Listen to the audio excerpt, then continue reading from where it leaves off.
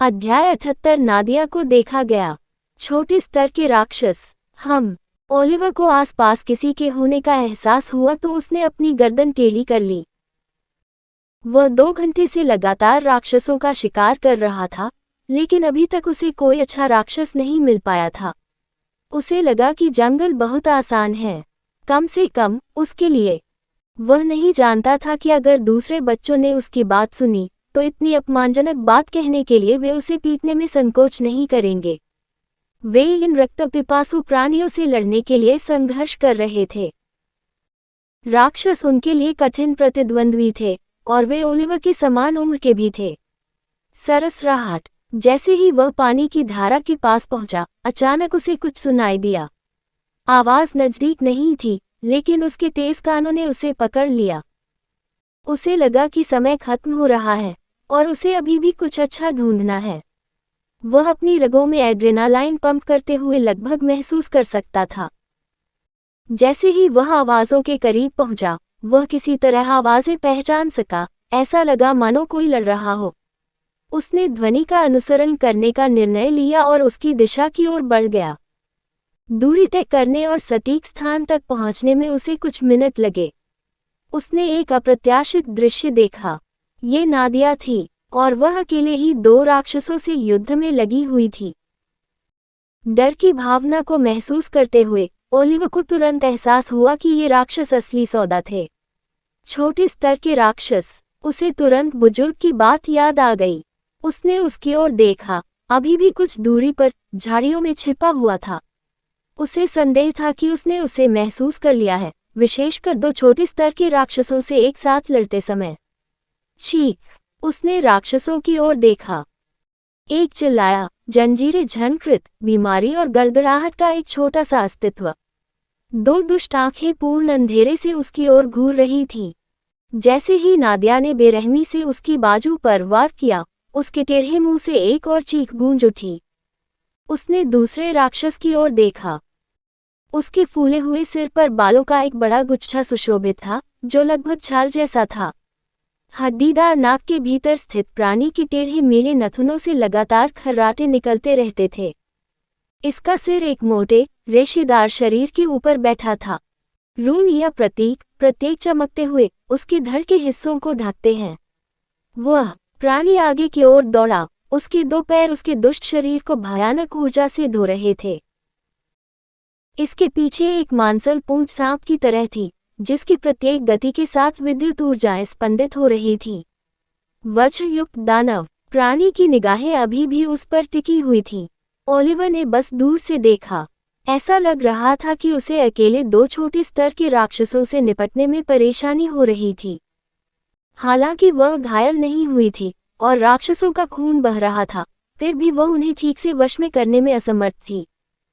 यदि वह गलत नहीं था तो वह एक जीवित राक्षस को कमजोर करके अपने ताबीज में बंद करना चाहती थी।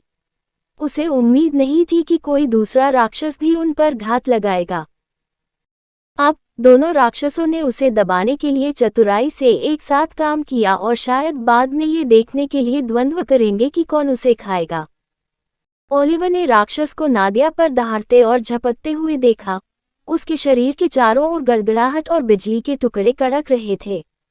नादिया, जिसे अभी भी अपना मौलिक गुण जगाना था, चकमा खा गई और उसकी पीठ पर वार कर दिया। राक्षस क्रोधित था कि उसका शिकार एक बार फिर चकमा खा गया और वह भोजन नहीं कर सका। यहाँ तक कि छोटे स्तर के राक्षसों में भी एस्पेरा विशेषता वाला राक्षस दुर्लभ था, इसलिए नादिया के लिए उसका सामना करना दुर्भाग्यपूर्ण था। दूसरे राक्षस ने यह मौका लिया और अपनी मांसल, नसदार भुजाओं से उस पर पीछे से हमला कर दिया। नादिया एक बाल भर की दूरी से दानव के ऊपर से छलांग लगाते हुए चकमा खा गई। वह बेहद लचीली और मजबूत थी, दोनों से आसानी से पराजित नहीं होती थी। ओलिवर का दिमाग दौड़ गया। क्या मुझे हस्तक्षेप करना चाहिए? क्या वह मदद की सराहना करेगी या इसे हस्तक्षेप के रूप में देखेगी?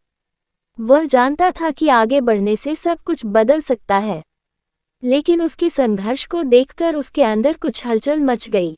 उसे कुछ अनुमान हुआ कि वह ऐसी स्थिति में क्यों थी। बम। नादिया ने कुचल्ले हमले को मामूली अंतर से टाल दिया।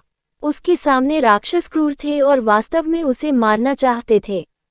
ये पहली बार था जब उसने हत्या के ऐसे इरादे का अनुभव किया था। इससे उसे कई चीजों का एहसास हुआ। राक्षस क्रूर थे और तुम्हें छिन भिन करने में संकोच नहीं करते थे। वे चतुर थे और चालाकी करना पसंद करते थे। उन पर कभी भरोसा न करें। जब भी अवसर मिले उन्हें बेरहमी से मार डालो। वह 2 राक्षसों को मारकर इस स्थिति को बर्बाद नहीं करना चाहती थी। यदि किसी जीवित दानव को सील कर दिया जाता तो उसे अधिक पहचाना जा सकता था, क्योंकि मृत दानव की तुलना में जीवित दानव को सील करना कठिन होता था। उसे उन्हें इस हद तक कमजोर करना था कि वे विरोध न कर सके और फिर उन्हें सील करने के लिए अपने तावीज का उपयोग करना था। लेकिन उसे ऐसा करना कठिन लगा। वह सोचने लगी कि उसे किस राक्षस का वध करना चाहिए।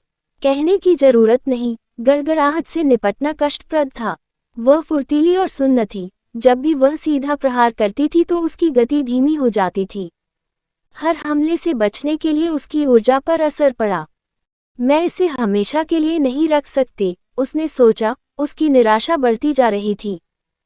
उसके माथे से पसीना टपक रहा था। उसकी आंखों में चुभन हो रही थी। ये राक्षस अब तक उसके द्वारा मारे गए सभी कमजोर राक्षसों से अधिक कठोर था। उसने ठंडी खर्राटे ली और राक्षस की ओर एस्पेरा की एक लहर भेजी, उसे पीछे धकेल दिया। वह किसी भी गुप्त तकनीक या बहुत अधिक एस्पेरा का उपयोग किए बिना सब कुछ नियंत्रित करना चाहती थी। वह इन राक्षसों से श्रेष्ठ थी। छोटे स्तर के राक्षस उसके लिए कुछ भी नहीं थे। लेकिन जब उसने खुद को आश्वस्त किया तब भी संदेह घर कर गया। क्या मैं वास्तव में काफी मजबूत हूँ? विचार क्षणभंगुर था, लेकिन चुप गया। अपनी माँ की उम्मीदों पर खरा उतरने का दबाव उन पर भारी पड़ा। उसे यह बात अपनी माँ के सामने साबित करनी थी।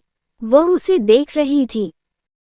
उसे ये दिखाना था कि कीमती कबीले तकनीकों का उपयोग किए बिना भी वह इन छोटे खतरों से अपने दम पर निपट सकती है। अगर वह ऐसा करती तो शायद उसकी माँ उसकी तारीफ करती। सरसराहट, सरसराहट। उसने अचानक अपने पीछे कुछ हलचल सुनी और उसे किसी मानवीय उपस्थिति का एहसास हुआ। उसके हाव भाव थोड़े भद्दे हो गए। 2 राक्षसों से निपटना पहले से ही कठिन था, लेकिन अब कोई और आ रहा था। यदि वह व्यक्ति शत्रुतापूर्ण निकला तो वह गंभीर संकट में पड़ सकती है। वह आत्मविश्वासी थी, लेकिन अति आत्मविश्वासी नहीं। एक साथ 3 शत्रुओं का सामना करना बहुत कठिन होगा। उसकी आंखें ध्वनि के स्रोत की तलाश में चारों ओर घूम गईं। कहानी खत्म। अलविदा।